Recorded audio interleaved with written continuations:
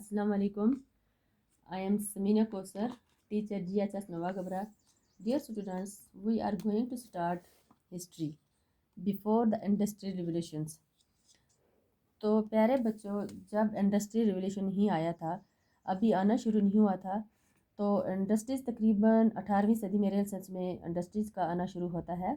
Industries इतना late आती थी, तो इसके पहले भी लोग कपड़े पहनते थे। ऐसा नहीं है कि पहले लोग कपड़े नहीं पहनते थे। इंडस्ट्रीज़ से पहले इंडस्ट्रीज़ नहीं आई, मशीन्स अभी नहीं आई, तो उससे पहले का जो समय है उसके बारे में हम पढ़ेंगे कि हम ये सोचते हैं इंडस्ट्रीज़ आई तो हमारा जो है लार्ज स्केल प्रोडक्शन हमें स्टार्ट हो गया। ऐसा नहीं है। इससे पहले भी लोग कपड़े पहनते थे। ऐसा नहीं है कि वो पत्ते लगा के घूमते थे, कि वो नंगे फिरते थे। इससे पहले भी काटन की जो है प्रोडक्शन होती है। ज़रूरी नहीं कि इंडस्ट्रीज़ आई हैं तो प्रोडक्शन हुआ है। तो पहले भी लोग कपड़े पहनते थे, पहले भी प्रोडक्शन हुआ करता था। तो इससे जो इंडस्ट्रीज़ का जो पहला समय है, तो इसको इन्होंने क्या नाम दिया है, प्रोटो इंडस्ट्रियलाइजेशन इस समय को कहा जाता है। तो प्रोटो का मतलब है इंडिकेटिंग द फर्स्ट और अर्ली फॉर्म ऑफ समथिंग। तो इसके बारे में अब हम पढ़ेंगे। All too often we associate the industrialization with the growth of the factories industries. When we talk of the industrial production, we refer to factory production. When we talk of the industrial workers, we mean the factory workers. Historians of the industrializations very often high begin with the setting up of the first factories. There is a problem with the such ideas. Even before the factories began to dot the landscape in England and Europe, there was a large scale of industrial productions for an international market. This was not based on the factories. Many historians now refer to this phase of industrialization as proto-industrializations. तो ऐसा नहीं है कि industry से factories के आने से पहले भी क्या होता था, कि लोग लार्ज स्केल में प्रोडक्शन ही हुआ करती थी। ऐसा नहीं है। उससे पहले भी क्या होता था, लार्ज स्केल में क्या होती थी, प्रोडक्शन होती थी। मशीन से पहले भी लोग कपड़े पहनते थे। तो ये जो समय है मशीनरी से आने से पहले का जो समय है, तो उसको इन्होंने क्या नाम दिया है, प्रोटो इंडस्ट्रियलाइजेशन।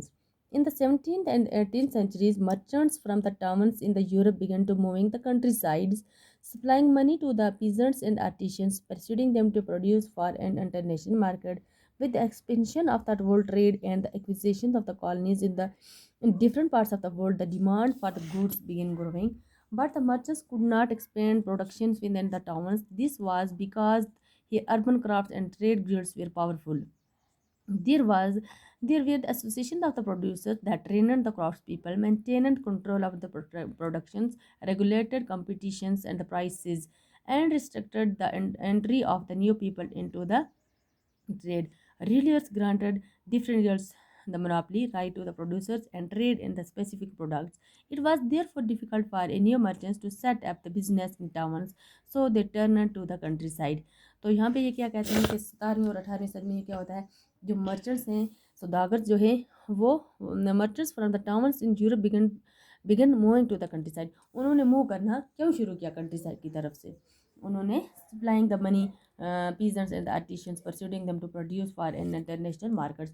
तो वो इसलिए क्या करते थे, जो मर्चेंट्स थे, सौदागर थे, वो इसलिए कहाँ पे जाते थे, कंट्री साइड इसलिए गए ताकि वहाँ पे जो आर्टिशंस है, पीजेंट्स है, वो उनको पैसे देते थे और उनको वो क्या कहते थे कि ये आप हमारे लिए कपड़ा बनाओ। उनको एक तारीख दे देते थे, फिर वो आके वो क्या करते थे, कपड़ा वो तैयार करके रखते थे पीजेंट आर्टिशंस। तो फिर ये जब मर्चेंट्स आते थे तो ये कपड़ा लेकर जाते थे। इस तरह तजारत हुआ करती थी।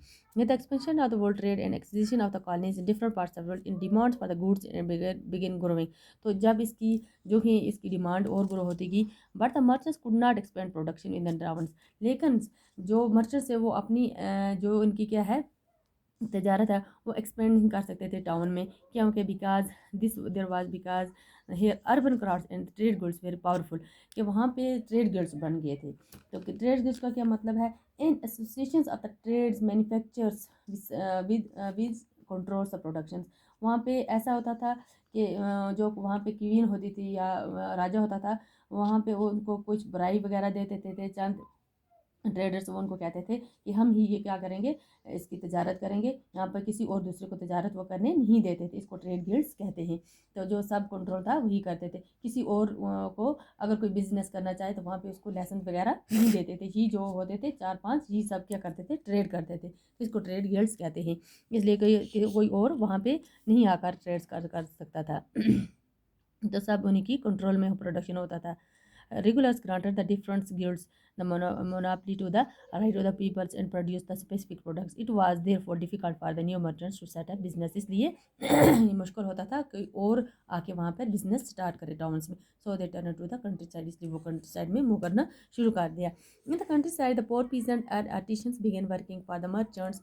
तो इसलिए इन जो बेचारे मजदूर थे, किसान थे, वो इसलिए इनके लिए मर्चेंट्स के लिए काम करते थे। As you have seen in the text book last year के पिछले साल आपने देखा होगा, पढ़ा होगा नाइन्थ में, there was a time when the open fields were disappearing and the commons were being enclosure. वो ऐसा होता था कि वहाँ पे विलेजेस में क्या होता था, जो ओपन फील्ड थे वो डिसअपीयरिंग होना शुरू हो गए थे, गायब होना, कम होना शुरू हो गए थे। तो वहाँ पे जो लोग रहते थे पीजेंट से, उनकी डिमांड्स पूरी उन ओपन फील्ड से नहीं होती थी। तो उसके लिए उन्होंने और काम भी करना वो चाहते थे। तो इसीलिए जब वो ट्रेडर्स आते थे तो उनको पैसा दे, एडवांस में पैसा दे देते थे। और इनके लिए ये काम इसलिए करते थे कि उनकी जो इनकम है वो उनको कम पड़ती थी। तो इसलिए वो अल्टरनेटिव्स जो है था वो क्या करते थे, ओपन फील्ड में काम करते थे और सब घर वाले काम करते थे। और इसी तरह वो अपनी डिमांड्स थे उससे वो सेटिस्फाई कर लेते थे। Could remain the countryside and continue to cultivate their small plots. Income from the proto-industrialization production supplemented their sinking income from the cultivations. It also allowed them a fuller use of their family labor resources. Within this system, a close relationship developed between the town and the countryside. Merchants were based in the towns, but the work was done mostly in the countryside. A merchant clothier in England purchased the wool from a wool stapler and carried it to the spinners. The yarn thread that was spun was taken in the subsequent stage of the productions to the weavers, fullers, and then the dryers.